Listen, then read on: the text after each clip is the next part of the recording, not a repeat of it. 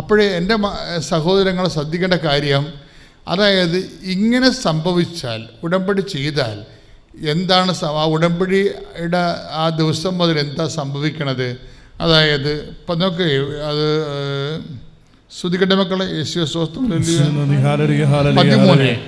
1 Samuel 16:13 1 Samuel 16:13 വായിച്ചോളൂ, ശ്രദ്ധിക്കട്ടെ. അന്നു മുതൽ കർത്താവിന്റെ ആത്മാവ് ദാവീദിന്റെ മേൽ ശക്തമായി ആവസിച്ചു. ഒന്ന് പറഞ്ഞേ, അന്ന് മുതൽ 1 സാമുവേൽ 16:13 അന്ന് മുതൽ കർത്താവിന്റെ ആത്മാവ് ശക്തമായി ദാവീദിൽ ആവസിച്ചു. അപ്പൊ ഇതൊരു പ്രധാന ഉടമ്പടി ചെയ്യുമ്പോൾ എന്താ സംഭവിക്കണത്? അഭിഷിക്തരായി കഴിയുമ്പോൾ എന്താ സംഭവിക്കണത്? കർത്താവിൻ്റെ ആത്മാവ് നമ്മളിൽ ആവസിച്ചു എന്നല്ല ബൈബിൾ പറയണത്. പിന്നെന്താണ്? ശക്തമായി ആവസിച്ചു, അല്ലേ? ശക്തമായി ആവസിച്ചു. അപ്പോൾ ശരിക്കും പറഞ്ഞാൽ നല്ല വിശ്വാസിയാണെങ്കിൽ ആത്മാവിൻ്റെ ആവസിപ്പ് എപ്പോഴും ഉണ്ടാവും. പക്ഷേ അതേസമയം തന്നെ ഇപ്പം വിശുദ്ധിയുള്ള വിശ്വാസിയാണെങ്കിൽ കർത്താവിൻ്റെ ആത്മാവിൻ്റെ ആവസിപ്പ് ഉണ്ടാവും. പക്ഷെ ഒരു പർട്ടിക്കുലർ ഈവൻറ്റിന് വേണ്ടി നമ്മൾ പ്രത്യേക ശക്തീകരണം നടത്താൻ വേണ്ടിയാണ് ഉടമ്പടി നമ്മൾ ചെയ്യണത്. അപ്പോഴെന്നാ പറയണത്? ശക്തമായി ആവസിക്കും. അതാണ് വിഷയം. അതാണ് 1 സാമുവേൽ 16:13 അന്ന് മുതൽ പറഞ്ഞ് കർത്താവിന്റെ ആത്മാവ് ദാവീദിന്റെ മേൽ ശക്തമായി ആവസിച്ചു. ഈ ഉടമ്പടിയോടുകൂടി ശക്തമായ ഒരു ആവസിപ്പാണ് വരണത്. ദൈവത്തിൻ്റെ സാന്നിധ്യവും അതുപോലെ ആത്മാവിൻ്റെ ആവസിപ്പും. ഇത് മെയിൻറ്റെയിൻ ചെയ്യാനാണ് ഞാൻ നിങ്ങൾക്ക് സുവിശേഷ അഭ്യാസങ്ങൾ നൽകിയിരിക്കുന്നത്. മനസ്സിലായില്ലേ? കർത്താവിൻ്റെ ആവശ്യത്തിൽ നിങ്ങൾ നിൽക്കാനും വളരാനും വേണ്ടിയാണ് കർത്താവിൻ്റെ വചനം. ഞാൻ രോഗിയായിരുന്നു, നിങ്ങളെന്നെ കണ്ടു, അല്ലേ? ഞാൻ കാരാഗ്രഹവാസിയായി, നിങ്ങളെന്നെ സന്ദർശിച്ചു. ഞാൻ നഗ്നനായിരുന്നു, നിങ്ങളെന്നെ ഉടുപ്പിച്ചു എന്നൊക്കെ പറയുന്നത് ആരാണ്? കർത്താവിൻ്റെ വചനമാണ് നമ്മൾ നിറവേറ്റുന്നത്. എന്തിനാണ്? നമുക്ക് ലഭിച്ച ദൈവ സാന്നിധ്യം നഷ്ടപ്പെട്ടു പോകരുത്. അതിനെ ഊതിക്കത്തിച്ചുകൊണ്ടേ ഇരിക്കണം. പക്ഷേ അത് ഊതിക്കത്തിച്ചുകൊണ്ടേ ഇരിക്കണം. കാര്യം ദൈവകൃപകളുടെ എല്ലാത്തിൻ്റെ ഒരു പ്രശ്നമാണ് ഊതിക്കത്തിക്കൽ. 1 തിമോത്തി 2:6 ഈ ഊതിക്കത്തിക്കലിനെ കുറിച്ച് പറയുന്നുണ്ട്. ഒന്ന് സ്തുതിക്കട്ടെ. ഹല്ലേലൂയ.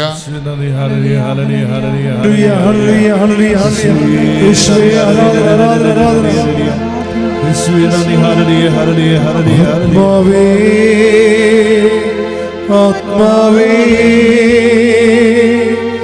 ഞങ്ങളിൽ നിറയണമേ. ആത്മാവേ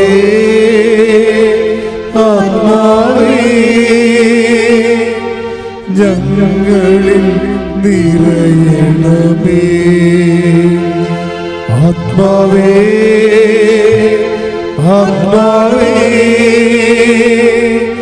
ഞങ്ങളിൽ നിറയണമേ. ആത്മാവേ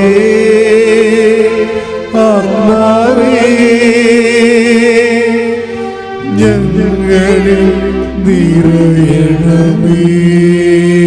2 തിമോത്തിയ ലേഖനത്തിലെ 1:6 വായിച്ചോളൂ. എന്റെ കൈവപ്പിലൂടെ നിനക്ക് ലഭിച്ച ദൈവിക വരം വീണ്ടും ഉജ്ജ്വലിപ്പിക്കണമെന്ന് ഞാൻ നിന്നെ അനുസ്മരിപ്പിക്കുന്നു.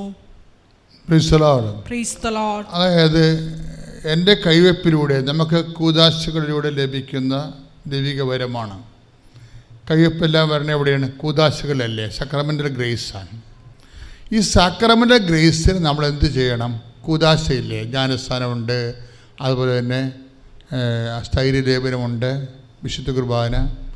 പിന്നെ കയ്യൊപ്പുണ്ടാകുന്ന ഓരോ ഫണ്ടമെൻ്റൽ സക്രമെൻ്റൽ ഗ്രേസ് ഉണ്ട്. ഇത് സക്രമെൻ്റൽ ഗ്രേസ് നമ്മൾ കുർബാന കൂടുമ്പോഴും നമ്മൾ ഉജ്ജ്വലിപ്പിക്കുകയാണ് ചെയ്യണത്. ഈ കൈവപ്പിലൂടെ ലഭിക്കുന്ന ദൈവിക വരത്തെ നമ്മൾ എന്ത് ചെയ്യണം? ഊതിക്കത്തിക്കണം, ഇല്ലേ? ഈ ഊതിക്കത്തിക്കണം എങ്ങനെയാണ്? അവൻ പറയണ പോലെ ചെയ്തുകൊണ്ടാണ് നമ്മൾ ഊതി കത്തിക്കണത്, അല്ല വേറൊരു കയ്യൊപ്പ് എടുത്തുകൊണ്ടല്ല. പറഞ്ഞാൽ മനസ്സിലായില്ലേ?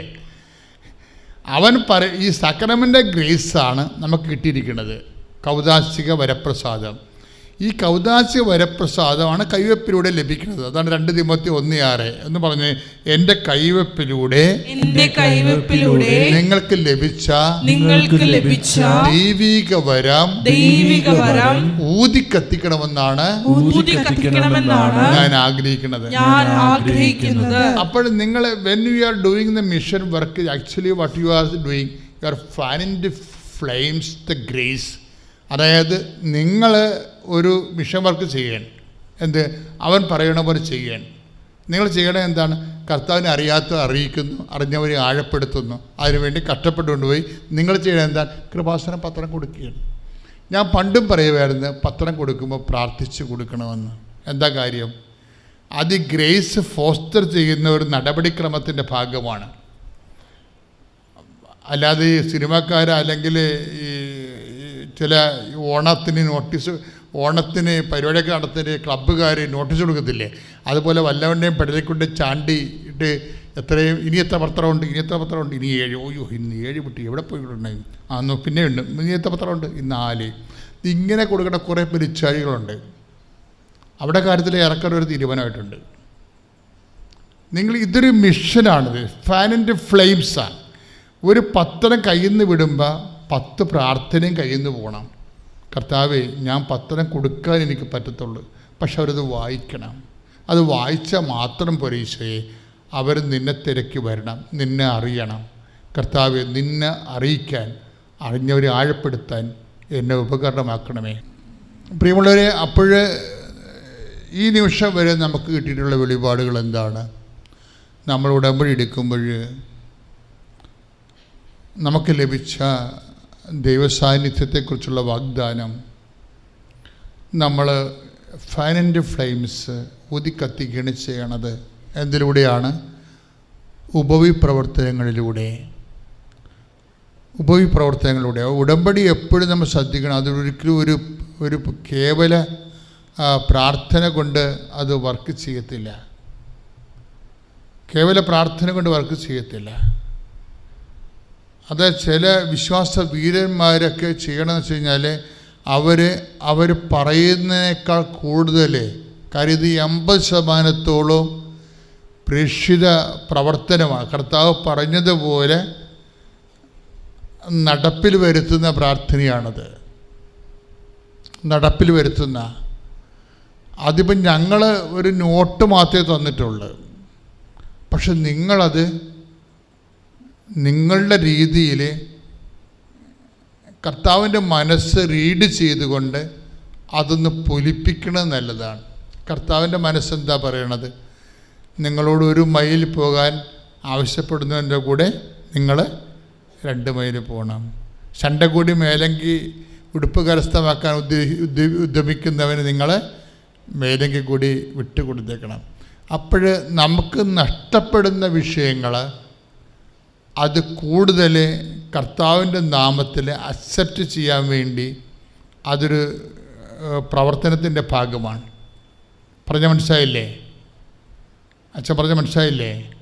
അതായത് നമ്മൾക്ക് ഇപ്പോൾ നമ്മൾ അങ്ങോട്ട് കുറേ വസ്ത്രം കൊടുക്കുക, രോഗികളെ പോയി കാണുക, അവരെ സഹായിക്കുക, അവരെ കുളിപ്പിക്കുക, പ്രായമുള്ളവരെ കുളിപ്പിക്കുക. ഇപ്പം മണമൊക്കെ വിളിച്ചിരിക്കില്ലേ, ഇപ്പം നമ്മൾ ചില സമയത്തൊക്കെ ഞങ്ങൾ കുർബാനയൊക്കെ കൊടുക്കാൻ വേണ്ടി വീടുകളിലൊക്കെ വരുമ്പോഴേ അവിടെ അപ്പോൾ ഒരു ആണ്ടായിട്ട് കുളിക്കാത്തവരെ കണ്ടിട്ടുണ്ട്. ഒരു ആണ്ടായിട്ട് അവരുടെ വീടൊക്കെ ഭയങ്കര ഭംഗിയായിരിക്കും, സൂപ്പറായിരിക്കും.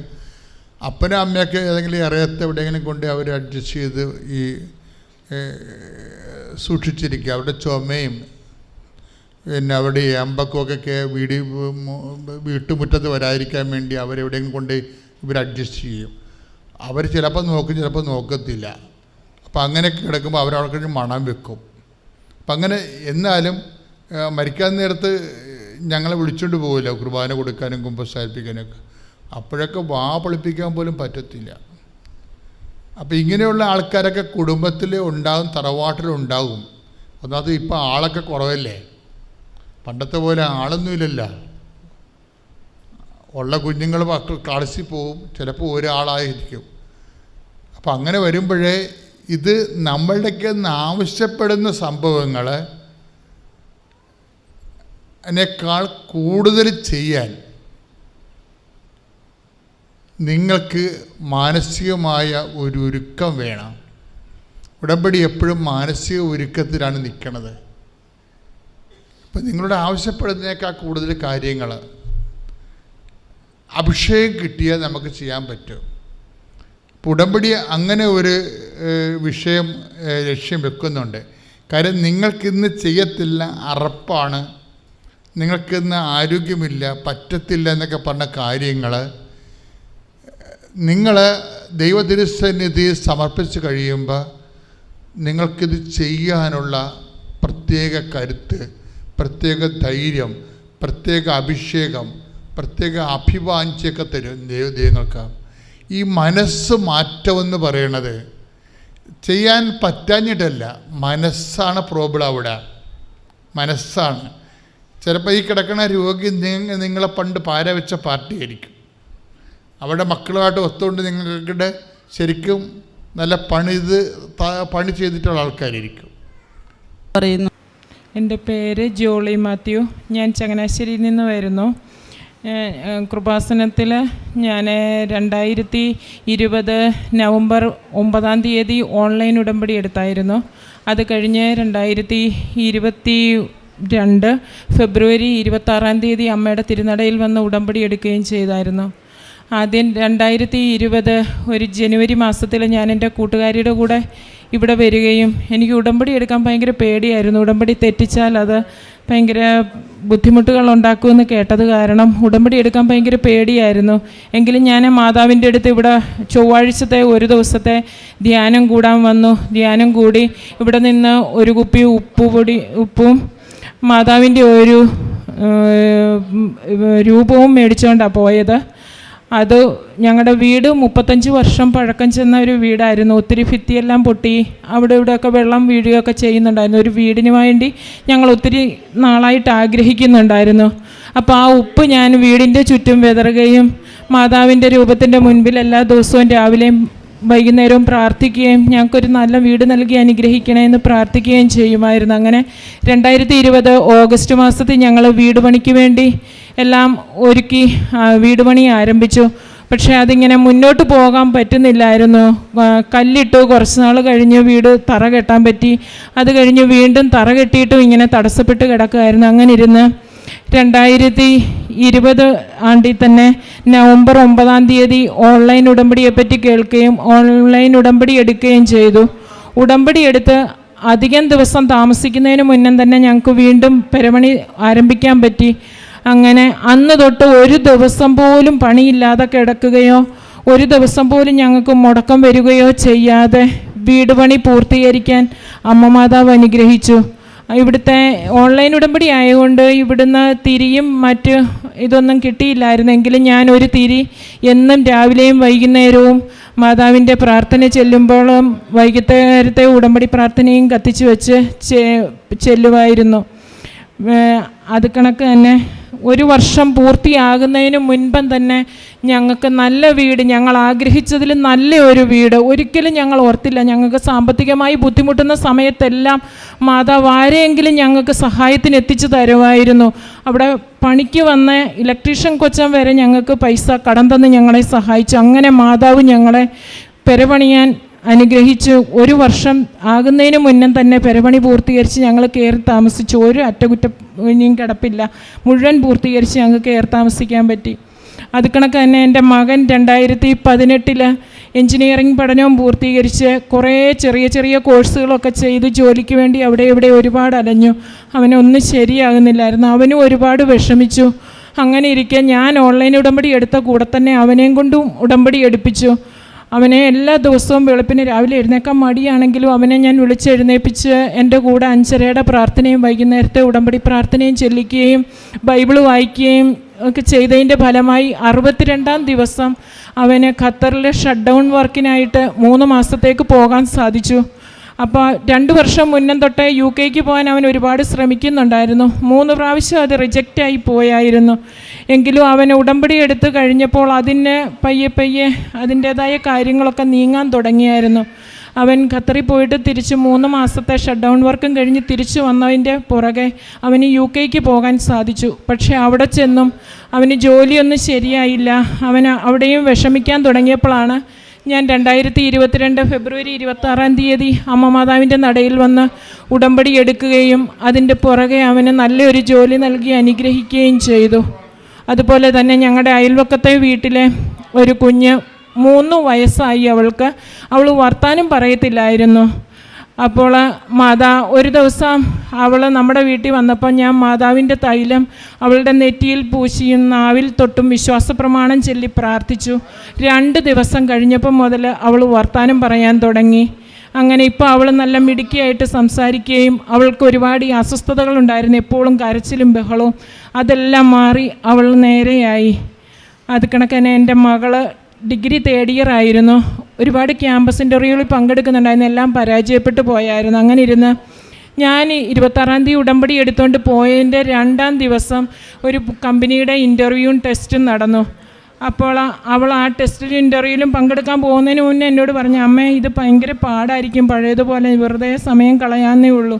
എങ്കിലും ഞാൻ പറഞ്ഞു, മോൻ വിഷമിക്കണ്ട, മാതാവിൻ്റെ കാശുരൂപം മോൻ കൈ പിടിച്ചോ, തീരുന്നിടം വരെ മോനത് കൈ പിടിച്ചുകൊണ്ട് പ്രാർത്ഥിച്ചങ്ങ് എഴുതിയാൽ മതി. ആ അമ്മയുടെ എണ്ണയും ഇത് അവളുടെ നെറ്റിയിൽ പൂശി ഞാൻ അവളെ പരീക്ഷയ്ക്ക് ഇരുത്തി. അതിൻ്റെ റിസൾട്ട് വന്നപ്പോൾ അവൾ ആ ടെസ്റ്റ് പാസ്സാവുകയും അവൾക്ക് ക്യാമ്പസ് ഇൻ്റർവ്യൂ വഴി ഒരു കമ്പനിയിൽ ജോലി ശരിയാവുകയും ചെയ്തു. അങ്ങനെ ചെറുതും വലുതുമായി അമ്മയുടെ തൈലവും ഉപ്പും വഴി ഒരുപാട് അനുഗ്രഹങ്ങളും ഓരോ അസുഖങ്ങളും ഉണ്ടാകുമ്പോൾ അമ്മയുടെ ഉപ്പും എണ്ണയും ഉപയോഗിക്കുകയും ചെയ്ത് ഒത്തിരി അനുഗ്രഹങ്ങൾ അമ്മ മാതാവിൽ നിന്ന് ലഭിച്ചു. എല്ലാത്തിനും അമ്മ മാതാവിനും തിരുക്കുമാരനും 1000 നന്ദി. എൻ്റെ പേര് ലിസി. ഞാൻ അടൂരിൽ നിന്ന് വരുന്നു. നവംബർ 17 ഞാൻ ഉടമ്പടി എടുത്തത്. ഉടമ്പടി എടുക്കുന്നതിന് 1 വർഷം മുമ്പ് മുതലേ ഞാൻ ഈ കൃപാസനത്തിലെ എല്ലാം പ്രാർത്ഥനകളെല്ലാം അറ്റൻഡ് ചെയ്യുമായിരുന്നു. ഞാൻ ഉടമ്പടി പ്രകാരം തന്നെ പ്രാർത്ഥിച്ചുകൊണ്ടിരിക്കുമായിരുന്നു. എൻ്റെ മകള് ഒരു ടീച്ചറാണ്. അപ്പോൾ അവിടെ കൂടുള്ള ടീച്ചറായി ഒരു ദിവസം ഒരു കൃപാസന പത്രം കൊടുത്ത് അതിൽ നിന്ന് എല്ലാ വിവരവും അറിഞ്ഞത്. അങ്ങനെ എനിക്ക് ലിങ്ക് അയച്ചു തരികയും പ്രത്യക്ഷീകരണ പ്രാർത്ഥനയെല്ലാം എനിക്ക് അയച്ചു തരികയൊക്കെ ചെയ്ത്, അങ്ങനെ ഞാൻ 1 വർഷം ഇങ്ങനെ പ്രാർത്ഥനയിൽ ഇരുന്നിട്ടാണ് ഞാൻ വന്ന് ഉടമ്പടി എടുത്തത്. എനിക്ക് 15 വർഷമായിട്ട് നടുവേദനയായിരുന്നു. തിരിഞ്ഞു മറിഞ്ഞ് കിടക്കാനും ഒക്കെ പ്രയാസമുള്ളപ്പോൾ ഞാൻ മരുന്ന് കഴിച്ച് അതൊക്കെ അന്നൊന്ന് കുറഞ്ഞു കിട്ടിയായിരുന്നു. പിന്നെ എനിക്ക് എന്തെങ്കിലും ജോലി ചെയ്യണമെങ്കിൽ കിച്ചൻ്റെ അകത്തൊരു ചെയർ ഇട്ടേക്കും, എനിക്ക് ഇടയ്ക്കിടയ്ക്ക് ഇരിക്കണം, അല്ലെങ്കിൽ ഇടയ്ക്ക് പോയി കിടക്കണം, എന്നെങ്കിലേ കിച്ചണിലെ പണിയെല്ലാം തീരത്തുള്ളൂ. അങ്ങനെ ഞാൻ ഇവിടെ വന്ന് ഉടമ്പടി എടുത്ത തൈലം ബുധനാഴ്ചയും ശനിയാഴ്ചയും മാതാവിൻ്റെ ദിവസമായ ആ സമയത്ത് ഞാൻ തൈലം തേച്ച് പ്രാർത്ഥിച്ച് ഉടമ്പടി പ്രാർത്ഥനകളെല്ലാം മുടങ്ങാതെ ചെയ്തുകൊണ്ടിരുന്നു.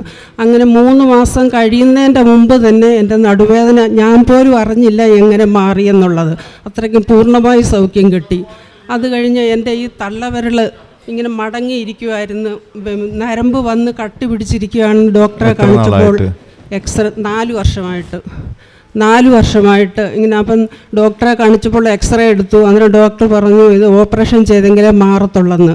അത് ഞാൻ പ്രാർത്ഥിച്ച് തൈലമൊക്കെ തേച്ച് അതും എനിക്ക് സുഖമായി. ഇപ്പോൾ ഒരു വിരൽ എനിക്ക് നല്ലതായിട്ട് നിവർന്ന് ജോലിയെല്ലാം ചെയ്യാൻ പറ്റും, വേദനകളൊക്കെ മാറി. പിന്നെ എൻ്റെ കൊച്ചുമകന് 4 വർഷമായിട്ട് ഛർദിൽ, വീട്ടിൽ പിന്നെ വെറുതെ ഇരിക്കുന്ന സമയം ഒരു കാരണവുമില്ല, കളിക്കാൻ പോയിട്ട് വരുമ്പോഴായാലും എന്തെങ്കിലും കഴിച്ചിട്ടിരിക്കുമ്പോഴായാലും യാത്ര ചെയ്തിട്ട് വരുമ്പോഴും 1.5 മാസം കൂടുമ്പോൾ ഇങ്ങനെ ഭയങ്കരമായിട്ട് ഛർദിലാണ്. നമുക്ക് കണ്ടു നിൽക്കാനേ പറ്റത്തില്ല, അത്രയ്ക്കും പ്രയാസം തോന്നും. അങ്ങനെ ഡോക്ടറെ കൊണ്ട് കാണിച്ചപ്പോൾ ഡോക്ടർ പറഞ്ഞു ഇത് 12 വയസ്സ് കഴിഞ്ഞെങ്കിലൊക്കെ ഇത് മാറത്തുള്ളൂ, അല്ലാതെ ഇതിന് മരുന്നൊന്നും ഇല്ലെന്ന്. ഇവിടെ മോള് ലൈറ്റ് ക്യാൻഡിൽ പ്രയർ റിക്വസ്റ്റ് ഇട്ട് അങ്ങനെ പ്രാർത്ഥിച്ചതിൻ്റെ ഫലമായി അത് പൂർണ്ണമായും മാറി. ഇപ്പോൾ 7 വയസ്സുണ്ട് കൊച്ചുമോന്. പിന്നെ മോൾ അത് 4 വർഷമായിട്ട് ഒരു ഭവനം വേണമെന്ന് മനസ്സിൽ ഒരാഗ്രഹമേ ഉള്ളൂ, പക്ഷേ അതിനുള്ള ഒന്നും കയ്യിലില്ലായിരുന്നു. എന്നിട്ട് മനസ്സുകൊണ്ട് ആഗ്രഹിച്ചു. ഞാൻ അത് ഉടമ്പടിയിൽ വെച്ചിരുന്നു. 3 മാസം കഴിയുന്നതിന് മുമ്പ് തന്നെ പ്രോപ്പർട്ടി ഡീലർ ഇങ്ങോട്ട് തന്നെ വിളിച്ച് ഇങ്ങനെ ഓരോരുത്തൊരു ഭവനം ഉണ്ടെന്നുള്ളത് പറഞ്ഞ് അവർ പോയി നോക്കിക്കണ്ട്. പക്ഷേ നമ്മുടെ കയ്യിൽ ഒതുങ്ങുന്നതല്ലായിരുന്നു. അപ്പം ഞാൻ ഇവിടുന്ന് വിളിച്ച് പറഞ്ഞ് ആ ഉപ്പ് ഇവിടുന്ന് കൊടുത്തു വിട്ടായിരുന്നു മോള് പോയപ്പം. ആ ഉപ്പ് കൊണ്ട് അവിടെ വിതറിയിട്ട് പ്രത്യക്ഷീകരണ പ്രാർത്ഥന ചൊല്ലാൻ പറഞ്ഞു. അങ്ങനെ അവൾ ചെയ്ത് ഉടമ്പടി പുതുക്കുന്നതിൻ്റെ 2 ദിവസം കഴിഞ്ഞപ്പോഴത്തേന് അത് നമ്മുടെ പേർക്ക് വീട് ശരിയായി കിട്ടി. അത് രജിസ്റ്റർ ചെയ്യാൻ പോകുമ്പോഴും ഭയങ്കര പ്രയാസമായിരുന്നു. ഈ കോവിഡിൻ്റെ കാലമായതുകൊണ്ട് എല്ലായിടും അടച്ചു പൂട്ടി. അപ്പോൾ ഈ വീടിൻ്റെ ഉടമസ്ഥ വെളിയിൽ US പോകാൻ വേണ്ടി, അപ്പോൾ 1 മാസത്തിനകം അതിൻ്റെ രജിസ്ട്രേഷൻ നടന്നെങ്കിലേ പറ്റത്തുള്ളൂ. ഇവിടെ എല്ലാം അടച്ചുപൂട്ടലുമായി. പക്ഷേ അമ്മ മാതാവ് വഴി തുറന്നു കൊടുത്ത് അവർ ചെന്ന ദിവസം തന്നെ ആദ്യത്തെ നമ്പർ അവർക്ക് കിട്ടി. വീടിൻ്റെ രജിസ്ട്രേഷൻ മൊത്തം കഴിഞ്ഞു, അവിടെ അടയ്ക്കുകയും ചെയ്തു. അതും ബുധനാഴ്ച ദിവസം തന്നെയാണ്, അമ്മ മാതാവിൻ്റെ ആ ദിവസം തന്നെയാണ് അതും സാധിച്ചു കിട്ടിയത്. പിന്നെ എൻ്റെ കൈയുടെ വെള്ളം ഇങ്ങനെ പെരുത്ത് രാത്രിയിൽ ഉറങ്ങാൻ പറ്റുകയില്ല. എനിക്ക് ഷുഗറും തൈറോയിഡും ഒക്കെ ഉള്ളതാണ്. അപ്പം 2 കൈയുടെയും വെള്ളം ഇങ്ങനെ പെരുത്ത് രാത്രിയിൽ ഉറങ്ങാനേ പറ്റത്തില്ല. ഞാൻ ഈ മുട്ടിനൊക്കെ കെട്ടുന്ന ബാൻഡേഡ് കെട്ടി വെച്ചുകൊണ്ടാണ് രാത്രി ഉറങ്ങിക്കൊണ്ടിരുന്നത്. അതും 2-3 വർഷമായ കാര്യമാണ്. അത് ഞാൻ ഉടമ്പടി എടുത്ത് തൈലമൊക്കെ തേച്ച് അതും എനിക്ക് പൂർണ്ണമായിട്ട് സൗഖ്യം കിട്ടി. ഇപ്പോൾ അറിയാൻ പോലുമില്ല അങ്ങനെയുള്ള വേദനകൾ. പിന്നെ ഉടമ്പടി എടുത്തു കഴിഞ്ഞ് ഭവനത്തിൽ രാത്രി പ്രാർത്ഥന, നേരത്തെ ഇടയ്ക്കൊക്കെ ശനിയും ഞായറും ഒന്നും കുടുംബ പ്രാർത്ഥനയില്ല എന്ന് വെച്ച് TV-ക്കകത്ത് പിന്നെ ശനിയും ഞായറും ആകുമ്പോൾ എക്സ്ട്രാ പരിപാടികളൊക്കെ അതൊക്കെ കണ്ടുകൊണ്ടങ്ങിരിക്കും. അന്ന് പ്രാർത്ഥനയേ ഇല്ലായിരുന്നു. ഉടമ്പടി എടുത്തു കഴിഞ്ഞ് അതിന് സന്ധ്യയ്ക്ക് 7:30 എന്നൊരു സമയമുണ്ടെങ്കിൽ ഞങ്ങൾ കുടുംബ പ്രാർത്ഥന നടത്തിയിരിക്കും. പിന്നെ എപ്പോഴും എനിക്ക് വചനം എഴുതാനും വായിക്കാനും ഒക്കെ ഉള്ള, വെറുതെ ഇരിക്കുമ്പോഴൊക്കെ മറ്റേ TV-യുടെ മുമ്പിലായിരുന്നു ഇരിക്കുന്നത്. ഇപ്പോൾ എപ്പോഴും ബൈബിള് വായിക്കുകയും വചനം എഴുതാനും വായിക്കുവാനും ഒക്കെയുള്ള കൃപ കിട്ടി. എൻ്റെ പേര് ഗോപിക. ഞാൻ കൊല്ലം കൊട്ടാരക്കരയിൽ നിന്ന് വരുന്നു. ഞാൻ 2019 ഏപ്രിലാണ് ഉടമ്പടി എടുത്തത്. ഞാൻ ഉടമ്പടിയിൽ വെച്ച ഒത്തിരി കാര്യങ്ങൾ എനിക്ക് സഹായിച്ച് കിട്ടി. ഒന്നാമത്തെ കാര്യം എന്ന് വെച്ചാൽ എൻ്റെ അച്ഛന് തലയിൽ 2 നരമ്പുകൾ കണക്ട് ചെയ്ത് ഒരു കണ്ണ് കാണാൻ വയ്യായിരുന്നു. അങ്ങനെ ഇത് തലയിൽ ഈ നരമ്പ് ഓപ്പറേഷൻ ചെയ്യണമെന്നായിരുന്നു പറഞ്ഞിരുന്നത്. പക്ഷേ ഇവിടുത്തെ ഉടമ്പടി തൈലം ഉപയോഗിച്ച് അച്ഛൻ്റെ കണ്ണിൻ്റെ അസുഖം പൂർണ്ണമായി മാറി. കണക്ട് ചെയ്ത നരമ്പ് 2 വിട്ടുമാറി. ഈ ഓപ്പറേഷൻ ചെയ്യാതെ തന്നെ അച്ഛൻ്റെ കണ്ണിനിപ്പം കാഴ്ച കിട്ടിയിരിക്കുകയാണ്. രണ്ടാമതായിട്ട് ഞാൻ അമ്മയ്ക്ക് വേണ്ടിയാണ് വെച്ചത്. അമ്മയുടെ യൂട്രസിലൊരു ഫൈബ്രോയിഡ് ഉണ്ടായിരുന്നു. ഈ ഫൈബ്രോയിഡ് കാരണം 1 വർഷമായി ബ്ലീഡിങ് ഉണ്ടായിരുന്നു. അപ്പം അമ്മ ദുബായിലാണ് ജോലി ചെയ്യുന്നത്. അങ്ങനെ അമ്മയ്ക്ക് ഇവിടുത്തെ തേൻ നൽകി, ഉടമ്പടി തൈലവും നൽകി. അങ്ങനെ അത് പൂർണ്ണമായി ഇപ്പം മാറിയിരിക്കുകയാണ്. പിന്നെ എനിക്ക് PGക്ക് അഡ്മിഷന് വേണ്ടി ഞാൻ പ്രാർത്ഥിച്ചിട്ടുണ്ടായിരുന്നു. എനിക്ക് ഡിഗ്രിക്ക് മാർക്ക് കുറച്ച് കുറവായിരുന്നു. പക്ഷേ എനിക്ക് PGക്ക് നല്ലൊരു കോളേജിൽ ഇപ്പോൾ അഡ്മിഷൻ കിട്ടി. ഞാൻ ഇപ്പോൾ 2nd ഇയർ പഠിച്ചുകൊണ്ടിരിക്കുകയാണ് PG. പിന്നെ എൻ്റെ കസിനാണെങ്കിൽ 2 വർഷമായിട്ട് ഇൻ്റർവ്യൂ കഴിഞ്ഞിട്ടും ജോലിക്ക് വിളിക്കാതിരിക്കുകയായിരുന്നു. കഴിഞ്ഞ വർഷം ഡിസംബറിലാണെങ്കിൽ ജോലിക്കായിട്ട് അബുദാബിയിലോട്ട് പോയി.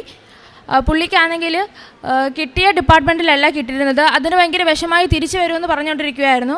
പക്ഷേ ഇപ്പോഴത്തെ ഡിപ്പാർട്ട്മെൻറ്റ് നന്നായിട്ട് പോകുന്നു. അമ്മ മാതാവിനും തിരുകുമാരനും 1000 നന്ദി സ്തുതി അർപ്പിക്കുന്നു. എൻ്റെ പേര് അഖില ആൻ്റണി. ഞാൻ കൊല്ലത്തുനിന്ന് വരുന്നു. ഞാൻ MCAക്ക് പഠിക്കുന്ന ഒരു വിദ്യാർത്ഥിയാണ്. ഞാൻ കഴിഞ്ഞ മാസം 2-ാം തീയതി ഇവിടെ വന്ന് ഉടമ്പടി എടുത്ത് പ്രാർത്ഥിച്ചിട്ടുണ്ടായിരുന്നു. എനിക്ക് MCAക്ക് പഠിക്കുന്നെങ്കിലും പ്ലേസ്മെൻറ്റിന് ഒത്തിരി ഇൻ്റർവ്യൂവിന് അറ്റൻഡ് ചെയ്തിട്ടും എനിക്കൊരു ഇൻ്റർവ്യൂ പോലും പാസ്സാവാൻ പറ്റിയിട്ടില്ലായിരുന്നു. പാസ്സാവുന്ന ഇൻ്റർവ്യൂയുടെ റിസൾട്ട് വരാതെ എല്ലാം തടഞ്ഞു വെച്ചിരിക്കുകയായിരുന്നു. ഞാനിവിടെ വന്ന് ഉടമ്പടി എടുത്ത് പ്രാർത്ഥിച്ച് കൃത്യം 3-ാം ദിവസം വൈകുന്നേരം എനിക്ക് ഓഫർ ലെറ്റർ ഉൾപ്പെടെ എഞ്ചിനീയറായിട്ട് ടാറ്റ എലക്സിൽ ജോലി കിട്ടിയെന്നും പറഞ്ഞ് ഓഫർ ലെറ്റർ ഉൾപ്പെടെ വന്നു. എൻ്റെ ക്ലാസ്സിൽ ഇതുവരെ ജോലി ലഭിച്ച ആർക്കും തന്നെ ഓഫർ ലെറ്റർ വന്നിട്ടുണ്ടായിരുന്നില്ല. എനിക്കാണ് ആദ്യമായിട്ട് അത് കിട്ടിയത്. മാതാവാണ് എന്നെ അനുഗ്രഹിച്ചത്. കൂടാതെ എൻ്റെ ചിറ്റ മുഴയുടെ ഓപ്പറേഷൻ ഭാഗമായിട്ട് ചികിത്സയിലായിരുന്നു. അപ്പോൾ ചിറ്റയ്ക്ക് വേണ്ടി പ്രാർത്ഥിക്കണമെന്ന് പറഞ്ഞിട്ടുണ്ടായിരുന്നു. അപ്പോൾ എൻ്റെ അമ്മയും ഞാനും കൃപാസനത്തിലെ മാതാവിനോട് ഞങ്ങളുടെ പ്രാർത്ഥനയിൽ ചിറ്റയെ ഉൾക്കൊള്ളിച്ചിട്ടുണ്ടായിരുന്നു. അപ്പോൾ അതിൻ്റെ ഫലമായി ഓപ്പറേഷന് 2 ദിവസം മുൻപ് മുഴകളെല്ലാം മാറിയെന്നും പറഞ്ഞ് ഡോക്ടർ പറഞ്ഞിട്ടുണ്ടായിരുന്നു. ഈ അനുഗ്രഹം മാതാവാണ് എനിക്ക് തന്നത്. എൻ്റെ പേര് റാണി ജോണി. ഞാൻ പിറവം മുളക്കുളം സെൻറ്റ് മേരീസ് കത്തോലിക്ക പള്ളി ഇടവാംഗമാണ്. ഞാൻ 2019 ഏപ്രിൽ 12-ാം തീയതിയാണ് ആദ്യമായി ഉടമ്പടി എടുക്കുന്നതും കൃപാസനത്തിൽ വരുന്നതും.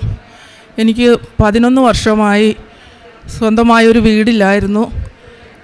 ഇവിടെ വന്ന് ഉടമ്പടി എടുത്ത് 90 ദിവസത്തിന് ഉള്ളിൽ എനിക്ക് എൻ്റെ പരിശുദ്ധ അമ്മ കൃപാസന മാതാവ് എനിക്ക് ജൂലൈ 1-ാം തീയതി എനിക്ക് വീടിൻ്റെ കൂദാശ നടത്താൻ സാധിച്ചു. അതുപോലെ തന്നെ എൻ്റെ ഭർത്താവിന് 22 വർഷമായി പൈൽസിൻ്റെ അസുഖം ഉണ്ടായിരുന്നു. കല്യാണത്തിന് മുൻപുണ്ടായിരുന്നു, പക്ഷേ എനിക്ക് 22 വർഷമായിട്ട് എനിക്കറിയാവുള്ളൂ. ഞങ്ങളുടെ കല്യാണം കഴിഞ്ഞിട്ട് 22 വർഷമായി. അത് ഉടമ്പടിയിൽ ഞാൻ വെച്ചിട്ടുണ്ടായിരുന്നു. അതിൻ്റെ ഫലമായി അത് മാറിക്കിട്ടി. അതുപോലെ തന്നെ അമ്മയ്ക്ക് യൂട്രസ് വികസിക്കുന്ന അസുഖം ഉണ്ടായിരുന്നു. അത് ഞാൻ ഉടമ്പടി കാശിരൂപം അമ്മയുടെ കഴുത്തിൽ കെട്ടി കൊടുത്തതിൻ്റെ ഫലമായി ആ അസുഖം മാറിക്കിട്ടി. ഇത്രയും തന്ന കൃപാസന അമ്മയ്ക്കും ഈശോയ്ക്കും 1000 നന്ദി പറയുന്നു. എൻ്റെ പേര് ആൻസി ഗാസ്പർ. ഞാൻ മാരാരിക്കുള്ള ഇടവകയിൽ നിന്നും വരുന്നു. ഞാനിവിടെ നിൽക്കുന്നത് മാതാവിൻ്റെ ഉടമ്പടി എടുത്തതിന് ശേഷം എനിക്ക് അമ്മ തന്ന വലിയൊരു കൃപയോട് നന്ദി പറയാനാണ്. എനിക്ക് 2 വർഷം മുന്നേ തന്നെ ഒരു ജോലിയും ചെയ്യാൻ പറ്റുന്നില്ലായിരുന്നു, തേയ്മാനം കാരണം. ഞാൻ ജോലി നിർത്തിപ്പോന്നു, ബസ്സിൽ കയറാനോ ഒന്നും സാധിക്കുന്നില്ലായിരുന്നു. പക്ഷെ ഉടമ്പടി എടുത്തു പ്രാർത്ഥിച്ച് നവംബർ മാസം 19-ാം തീയതിയാണ്, ഒക്ടോബർ മാസം 19-ാം തീയതിയാണ് ഞാൻ ആദ്യമായിട്ട് ഉടമ്പടി എടുക്കുന്നത്. അതിനുശേഷം എനിക്ക് ഇതുവരെയും ഞാൻ ഒരു മരുന്നോ ഒന്നും കഴിച്ചിട്ടില്ല. പക്ഷേ ഞാൻ അതിനേക്കാൾ ഇരട്ടി ജോലി ചെയ്യുന്നുണ്ട്.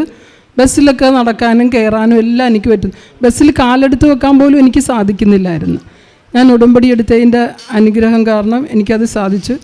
രണ്ടാമതായിട്ട് എൻ്റെ മോളുടെ GNM പരീക്ഷ ഉണ്ടായിരുന്നു. ആ പരീക്ഷയ്ക്ക് അവൾക്ക് റിസൾട്ട് വരാൻ വേണ്ടിയിട്ട് ലാസ്റ്റ് ഇയർ ആയിരുന്നു. പിന്നെ പരീക്ഷയുടെ ഡേറ്റ് വരാൻ വേണ്ടിയിട്ട് ഞാൻ അമ്മയുടെ ഡേറ്റ് ഇട്ട് പ്രാർത്ഥിച്ച് ഞാനിവിടെ വന്ന് ഉടമ്പടി എടുത്തിട്ട് മാതാവിനോട് പറഞ്ഞ് അടുത്ത ഉടമ്പടിക്ക് മുന്നേ തന്നെ അമ്മ എനിക്ക് അവൾക്ക് ഡേറ്റ് വരണം പരീക്ഷയ്ക്കുള്ളത്. ഞാനിവിടെ അടുത്ത മാസം തിരിച്ചിവിടെ എത്തി ഉടമ്പടിയുടെ ചെയ്തുകൊണ്ടിരിക്കുന്ന സമയത്ത് എൻ്റെ മകൾ തെലങ്കാനയിൽ നിന്ന് വിളിച്ചിട്ട് പറഞ്ഞ് അമ്മച്ചി എനിക്ക് ഡേറ്റ് വന്നെന്ന്. മൂന്നാമതായിട്ട് എനിക്ക് പറയാനുള്ളത്, എൻ്റെ മോള് ഒരു യാത്രയിൽ ഈ 2 ആഴ്ചയ്ക്ക് മുന്നേ പോയിരുന്നു. അവൾ പിന്നെ യാത്രയിലായിരുന്നപ്പം മമ്മയുടെ അടുത്ത് വന്നിട്ടാണ് പോയത്. യാത്രയിലായിരുന്നപ്പോഴത്തേക്കും ഞാൻ വീട്ടിൽ നിന്ന് ജോലിയുടെ ഇടയ്ക്ക് പ്രാർത്ഥിക്കുമായിരുന്നു. പെട്ടെന്ന് എനിക്കൊരു മുന്നറിയിപ്പ് പോലെ വന്ന് ഒരു അപകടം വരാൻ പോകുന്നു, അവളെ വിളിച്ച് പറയണം, നീ പ്രാർത്ഥിക്കണം ബസ്സിലിരുന്നെന്ന്. അപ്പോൾ തന്നെ ഞാൻ അവളെ വിളിച്ചിട്ട് പറഞ്ഞു, മോളെ എന്തോ ഒരു അസ്വസ്ഥത എനിക്ക് തോന്നുന്നു, പക്ഷേ നീ പ്രാർത്ഥിക്കണം, എന്തോ അപകടം പോരാഞ്ഞിട്ട് ചുരത്തിക്കൂടിയൊക്കെ പോകുന്നതല്ലേ എന്ന്. മുന്നോട്ട് പോയി അരമണിക്കൂർ കഴിഞ്ഞില്ല, ഭയങ്കര വലിയൊരു അപകടമാണ് ഉണ്ടായത്. പക്ഷേ എൻ്റെ മോള് പറയുമായിരുന്നു എങ്ങനെ ആ അപകടത്തിൽ നിന്ന് രക്ഷപ്പെട്ടെന്ന് അറിയത്തില്ല. കാരണം അങ്ങോട്ട് തിരിഞ്ഞെന്ന് കാല് തിരിഞ്ഞാൽ പോലും പെട്ടെന്ന് ഒരു വീഴുന്ന താഴെയുള്ള ഒരു വലിയ കൊക്കയില്ല, തിരിച്ചു പോലും കൊച്ചിനെ പോലും കിട്ടത്തില്ല. അത് മാതാവിൻ്റെ വലിയൊരു അനുഗ്രഹമാണ്. പിന്നെ എൻ്റെ അയൽവക്കത്തുള്ള ഒരു കൊച്ച് എന്നെ വിളിച്ചിട്ട് കരഞ്ഞോണ്ട് പറഞ്ഞു, ചേച്ചി എനിക്ക് ഇച്ചിരി ഉടമ്പടി തൈലം തരണം എന്ന് പറഞ്ഞു. അപ്പം ഞാൻ പറഞ്ഞു, മോളെ ഉടമ്പടി തൈലം തന്നു വിടാൻ പറ്റത്തില്ലല്ലോ, നീ ഒരു കാര്യം ചെയ്യ്, ഇങ്ങോട്ട് വാ, എന്നിട്ട് നിനക്ക് ഞാൻ ആ തൈലം പെരുട്ടി തന്ന് പ്രാർത്ഥിക്കാമെന്ന് പറഞ്ഞു.